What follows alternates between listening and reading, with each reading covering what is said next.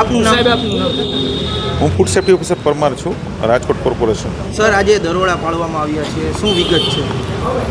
Rajkot corporation વિસ્તારમાંથી જે દરોડા પાડવામાં આવ્યા છે એની અંદરથી દૂધની અલગ અલગ પ્રકારની જે નમૂનાઓ છે, દૂધના અલગ અલગ પ્રકારના નમૂનાઓ 30થી વધુ લેવામાં આવ્યા છે અને 30થી વધુ પણ ડેરીઓમાં ચેકિંગ હાથ ધરવામાં આવ્યું છે. સર, આમાં દૂધમાં કઈ રીતની ભેળસેળ થતી હોય છે?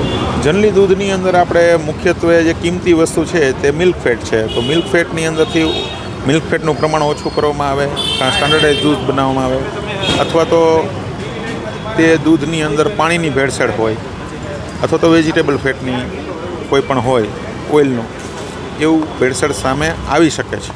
સર, ભેળસેળ અત્યારે વિશાલ ડેરીમાંથી અત્યારે આપણે નમૂના લીધા છે, તે નમૂના પરીક્ષણ અર્થે લેબોરેટરીમાં મોકલી આપવામાં આવશે. સર, જો આ નમૂના ફેલ જાય તો કઈ રીતની કાર્યવાહી કરવામાં આવે? નમૂના ફેલ જાય અને તે ગુણવત્તામાં હલકા મળી આવે તો તેની સામે એજ્યુડિકેશન કાર્યવાહી હાથ ધરીને તેમાં દંડની કાર્યવાહી કરવામાં આવશે.